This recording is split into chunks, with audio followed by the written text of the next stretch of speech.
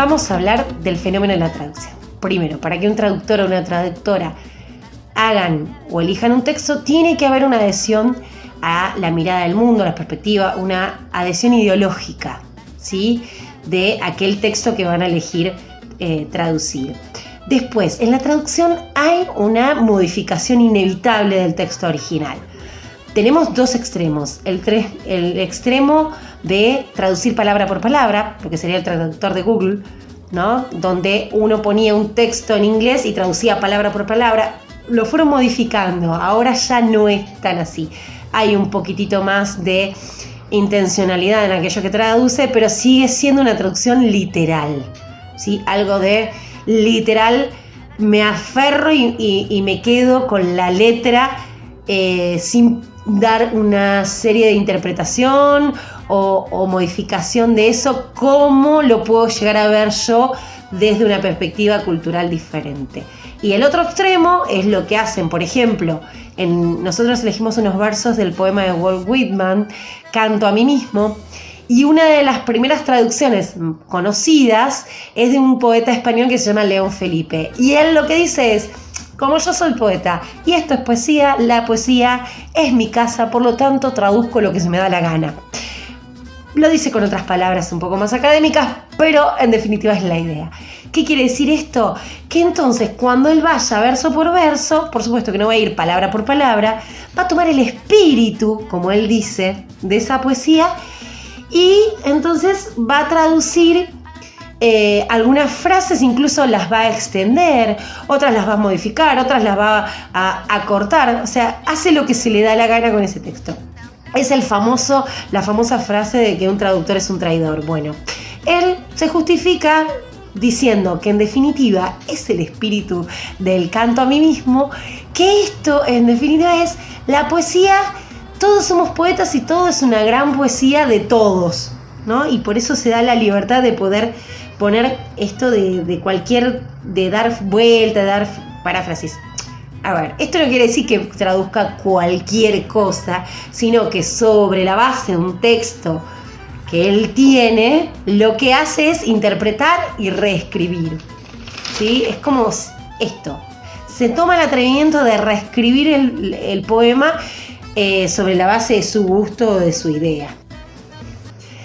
En el inglés existen muchos monosílabos, por lo tanto, cuando se tiene que traducir poesía, se complica en cuanto a lo que tiene que ver con la métrica, esta famosa contar las sílabas. ¿Qué pasa? Con el texto de Canto a mí mismo, como el verso es libre, no hay necesidad de contar las sílabas. Un verso libre es aquel que no tiene una cantidad de sílabas determinadas.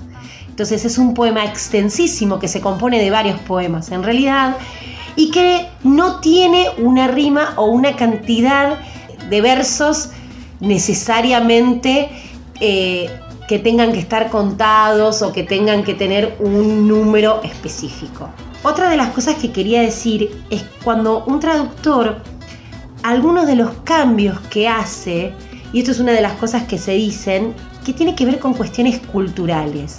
Por ejemplo, miren, acá hay un ejemplo de las dos cosas. Hay un ejemplo de los monosílabos, wit, y un ejemplo de cómo se traduce bruja a una palabra que no es monosílaba en español. Sin embargo, León Felipe, cuando hace su traducción, habla de hereje y no de bruja. Y en realidad una de las explicaciones que tiene esto tiene que ver con que tiene más sentido para los españoles la idea de hereje, porque la Inquisición perseguía a los herejes, aquellos que cuestionaban las ideas decretadas por la Iglesia, y en realidad para los anglosajones eran más las brujas, aquellas mujeres acusadas de tener conocimientos que tenían que ver con el curanderismo, etcétera, etcétera. Por lo tanto, tiene más que ver con su historia, y estamos hablando de un poeta estadounidense, o sea, descendiente de anglosajones.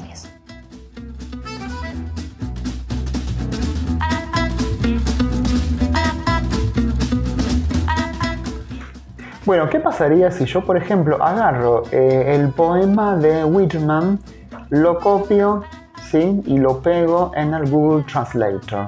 O si, por ejemplo, agarro frases, ¿sí?, o palabras y las empiezo a traducir literalmente.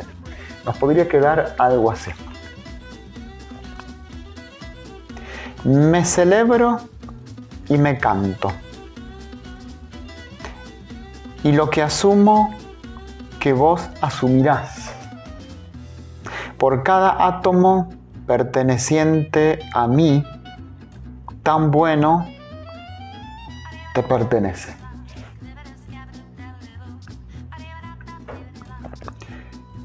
Holgazaneo e invito a mi alma.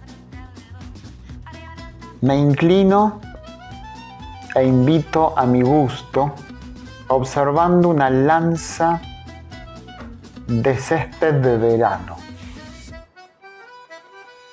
Mi lengua, cada átomo de mi sangre, formado de este suelo, este aire, nacido aquí de padres nacidos aquí, de padres lo mismo y sus padres lo mismo. Yo ahora, 37 años viejo, en perfecta salud, comienzo, esperando no cesar hasta la muerte.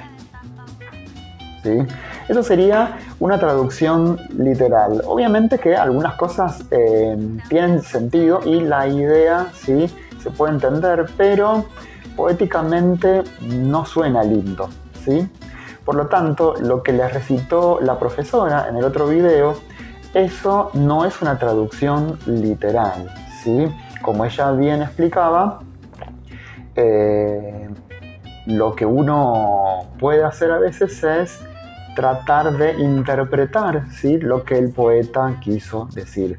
Obviamente, si ustedes buscan este poema en inglés, bueno, van a encontrar la versión original y después las traducciones van a diferir, ¿sí? Porque siempre depende del traductor, siempre depende de la impronta que el traductor le ponga.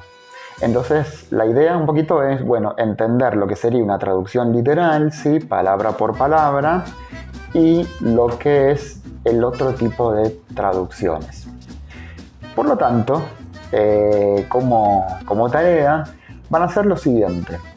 Van a pensar en una canción, obviamente en inglés, que les guste, y si no, bueno, buscan cualquier canción en inglés, de cualquier ritmo, pop, rock, lo que sea, y van a tomar un fragmento, una parte, ¿sí?, muy cortita.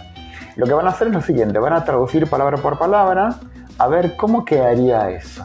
Y después van a ir a la web y van a buscar la traducción, ¿sí?, la mejor traducción que encuentren. Y ahí se van a dar cuenta de la diferencia. Bien, eso lo escriben, ¿sí?, y lo van a mandar por mail. Recuerden de enviarlo al docente de lengua y al docente de inglés. Eso sería entonces todo lo que tienen que hacer.